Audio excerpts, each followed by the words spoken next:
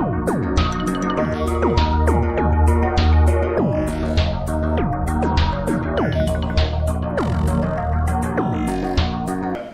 true that I got interested in conservation and environment when I was very young, and I think the tragedy of that is that it happened at the time when the modern conservation movement was flowering, and I felt, and many of us felt, that we were embarking on a new era of awareness, and we'd kind of learn from the mistakes of the past and sweep all before us, and the things would get better. But I've got to say, reflecting on that over the years, I don't feel that at all. I feel that many of our beautiful and endangered species are in fact in decline, and that the threats to Australian wildlife and landscape are as great as ever, and of course looming over and overshadowing much of this is climate change.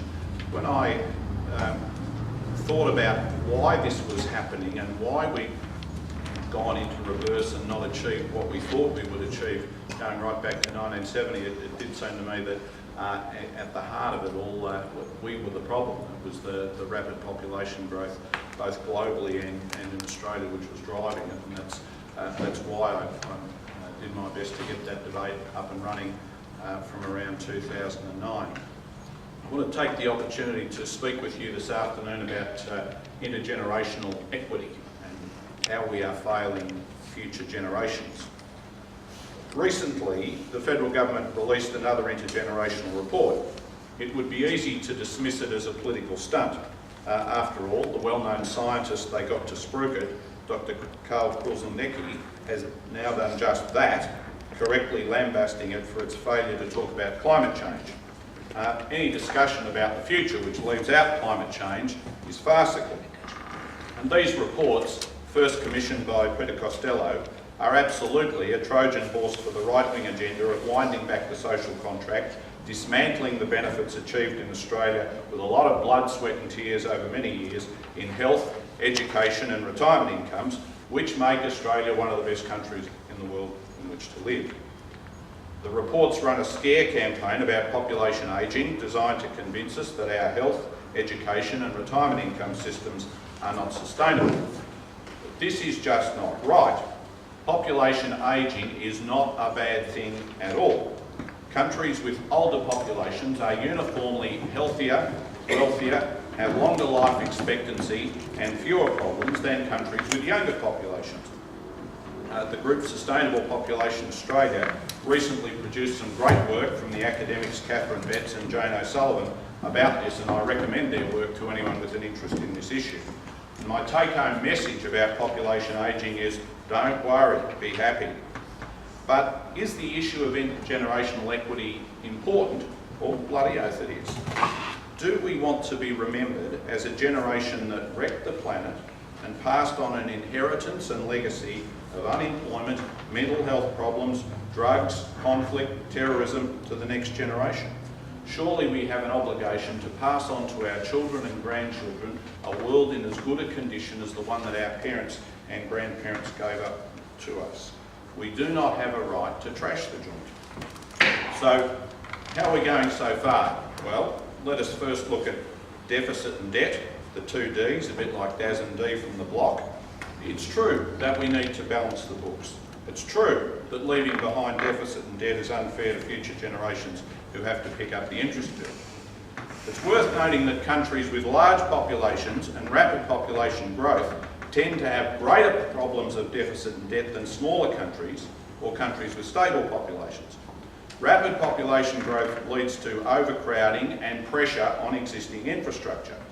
Residents and communities naturally object to this. So in order to head off public objection to rapid population growth, governments have to build new infrastructure.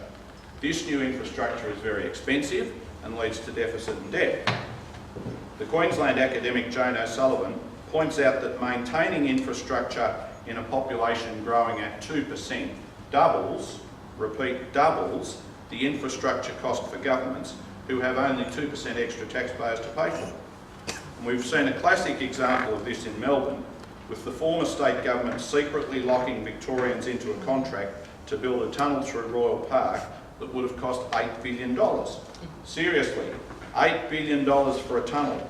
I recently had some professional engineers in my office giving this outrageous cost as an example of the way that the public sector is being stooged by private consortiums.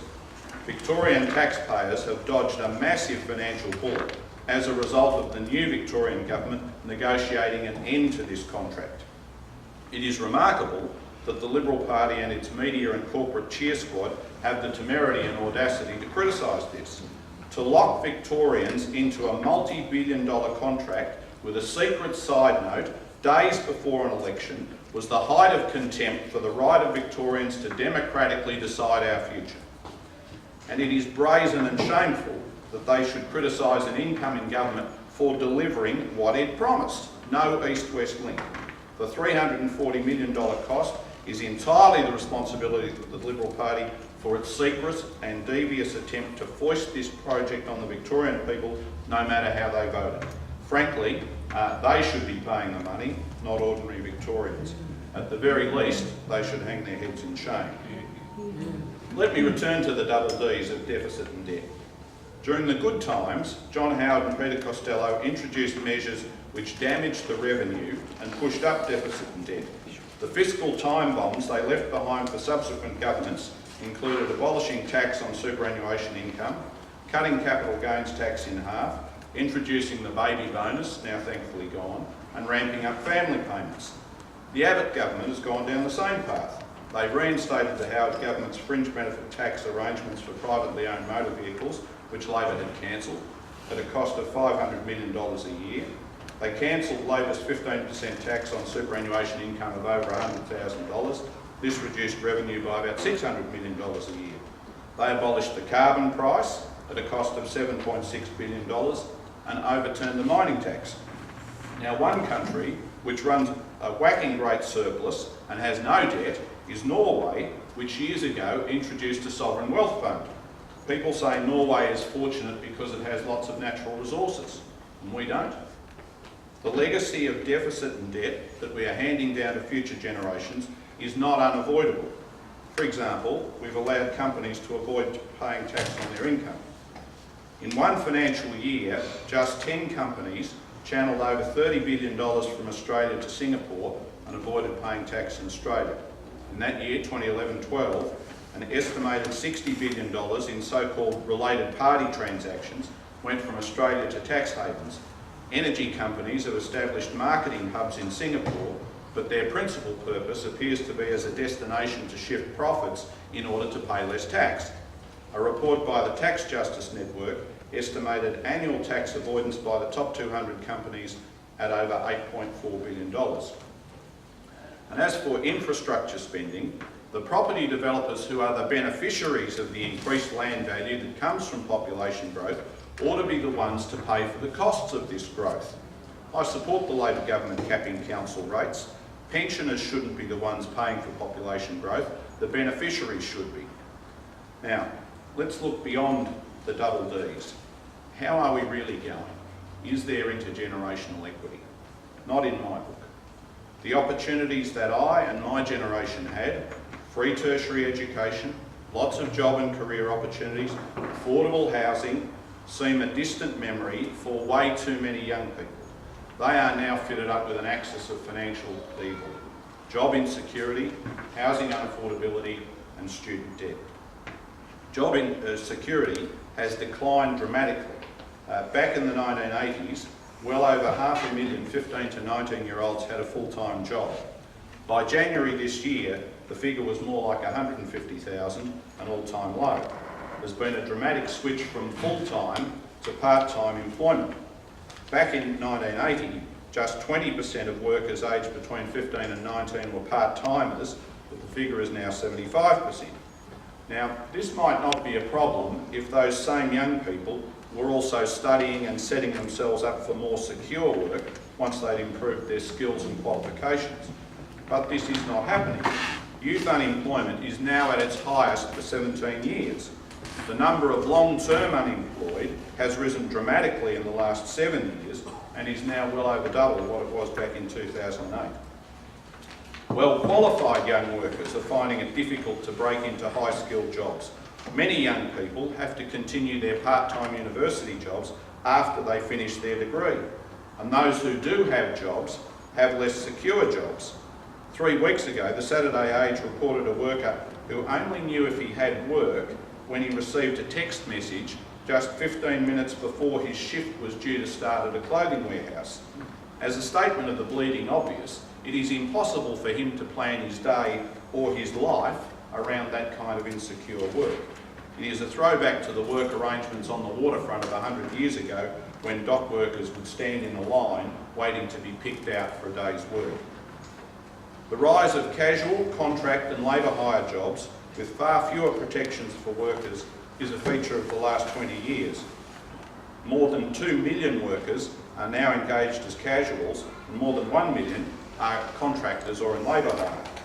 The personal and social consequences of unemployment and underemployment are negative and long-lasting. Experts say that young people lose their hope, their health deteriorates, they suffer from depression and anxiety, and they become vulnerable to drugs and crime. Being out of work for long periods can affect physical health, mental health and future employability. And the job market is now also tougher for postgraduates. Young people are also getting the rough end of the pineapple in relation to housing. Whereas I and my generation had opportunities to buy and live in detached houses, high-rise apartment towers in central Melbourne, for example, are now being built at 4 times the maximum densities allowed in such crowded cities as New York, Hong Kong and Tokyo. These hyperdense skyscrapers are being built with little regard to the effect on the residents within or their impact on the streets below or on neighbouring properties.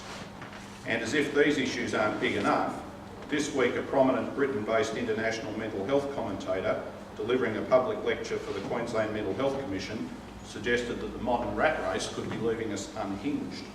Gregor Henderson said that across the world, levels of diagnosed depression and anxiety and the prescribing of drugs to deal with these conditions are rising alarmingly. Mr. Henderson said there may be a link between the way the modern world is structured and the elements of emotional and psychological distress we are seeing. He said that if we keep putting such a high value on economic product, this leads to materialism, consumerism and individualism, which are mostly short-term benefits. Our modern style of living is out of sync with our mental and physical wiring. I certainly think that one of the contributors to increasing mental health issues is the loss of our connection with nature. Numerous studies have shown that public open space delivers tangible and important benefits for physical and mental health. Matthew White and his colleagues at the University of Exeter Medical School found that people who live in urban areas with more green space tend to report greater well-being, less mental distress and higher life satisfaction than city dwellers who don't have parks, gardens or other green space nearby. A study from Norway says that health benefits from nature arise from nature's stress-reducing effect. Stress, as is well known, contributes to cardiovascular diseases, anxiety disorders and depression. The American biologist E.O. Wilson says that because humans evolved in natural environments and have lived separate from nature only relatively recently in our evolutionary history, we have an innate need to affiliate with other living things. That is why the work of civic-minded groups, such as the Protectors of Public Lands, is so important, not just for us, but for those who come after us. And I congratulate you on the work that you do to protect our remaining public open spaces. People aren't just unhappy with their own lives, they're unhappy about the quality of their political leadership as well. One of the defining features of modern political life is a pervasive loss of faith in government's ability to solve problems or indeed to do anything much at all. Sally Young, the Associate Professor of Political Science at the University of Melbourne, says we are living through a lost era of policy making. She says that politicians of today are suffering a crisis of confidence about whether their policy making can make a difference. She contrasts this with the difference made in the 1970s by Gough Whitlam and Malcolm Fraser. So if we are failing future generations, and I am convinced that we are, What can we do about it? I think employment is one of the keys. We need to get fair income about full employment. Now, there are plenty of captains of industry and economists who immediately change the language and objective of full employment to that of creating jobs. But they are not the same thing at all, even though they sound similar. The objective of creating jobs is used as cover for the desire to reduce workers' pay, conditions and rights. It is claimed that reducing these things will increase labour market flexibility and thereby create jobs. It is also used as a battering ram against the environment, with the need to create jobs used to justify all manner of environmental atrocities, like the one we've been campaigning against. We should not agree to surrender pay and conditions or our beautiful and unspoiled environment. This would be the opposite of intergenerational equity. So how do we achieve full employment then, given its importance? I think 5 steps are crucial. First, we should wind back our migrant worker programs, which have skyrocketed in the past decade. In a stable or slowly growing population, workforce ageing will help solve unemployment.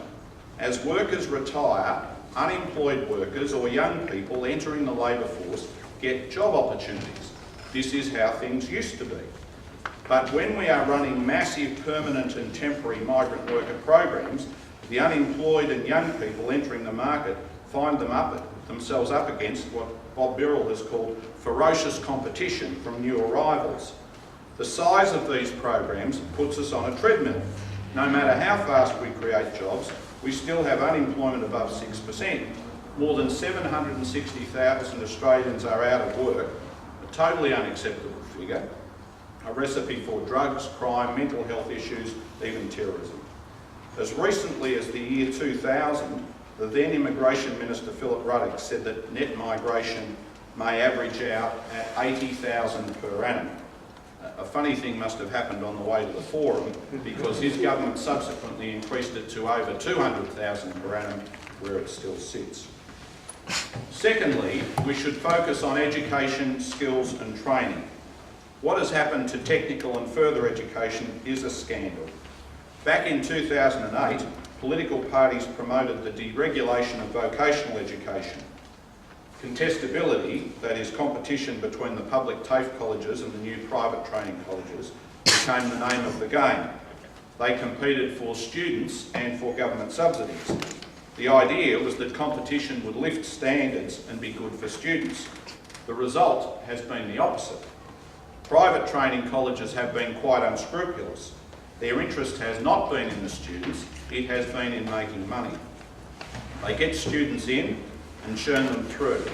They have no interest in whether the students get the skills they need to find work afterwards.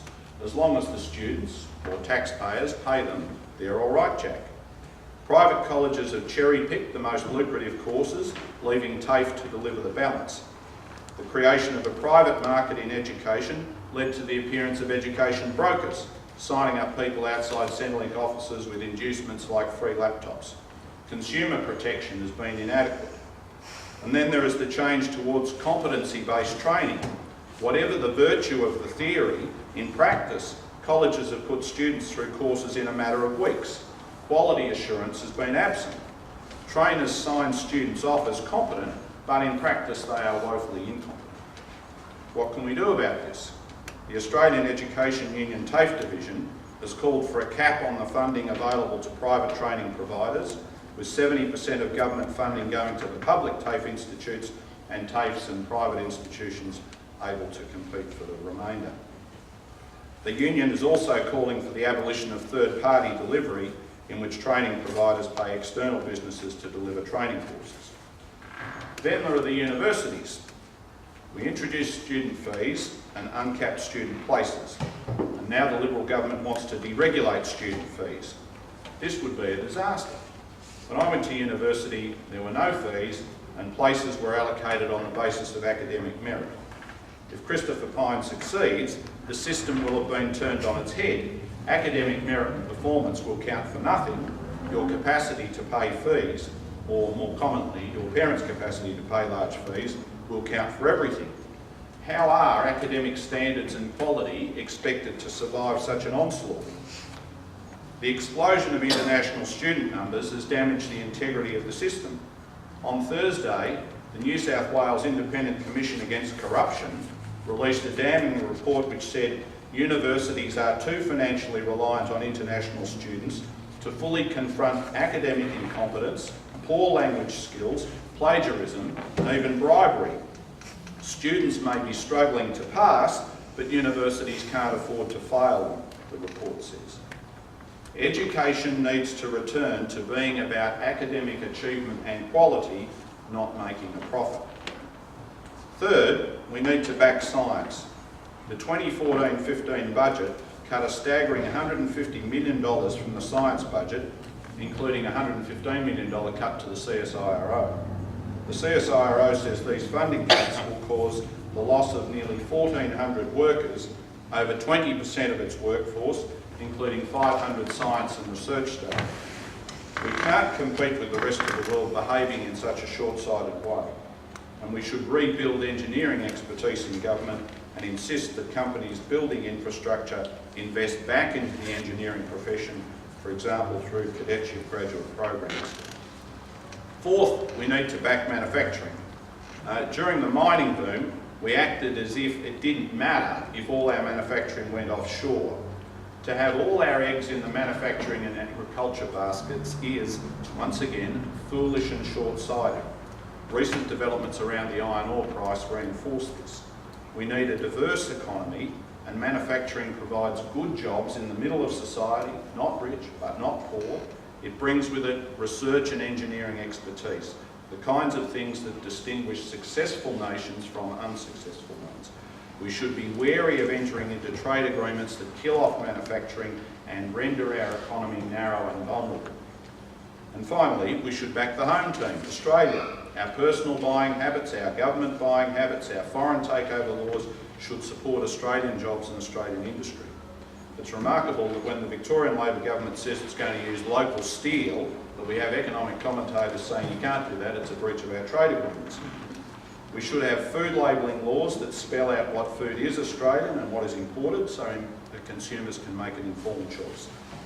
We shouldn't enter into trade agreements that contain investor-state dispute settlement clauses or other provisions which act as a barrier to governments carrying out the wishes of the electorate on matters like these. There is much that we can do which will generate full employment, and it needn't involve trashing the environment. But if we don't do it, then future generations will be deprived of the opportunities that so many of us have had. And the big question for us now is, do we want to be remembered as greedy, selfish, ignorant or short-sighted, or remembered as visionary, intelligent, compassionate and generous? Thank you.